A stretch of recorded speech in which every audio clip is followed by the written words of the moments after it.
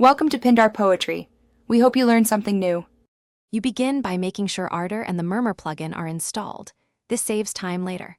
First, confirm your audio driver, Jack for low latency or ALSA if simpler.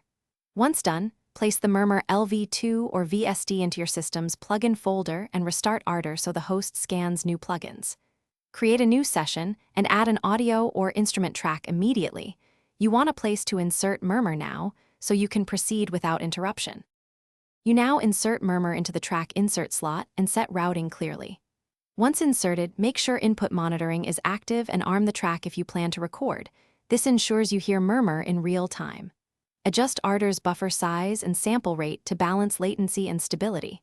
Then route the track to your master or a bus. If you want wet/dry control, send to an effects bus.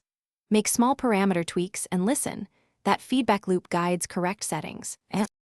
You finish by dialing Murmur's parameters and automating the most important knobs to taste. This is where the sound becomes intentional. Once satisfied, balance levels, add a light mastering chain on the master bus, and export your mix in WAV or FLAC.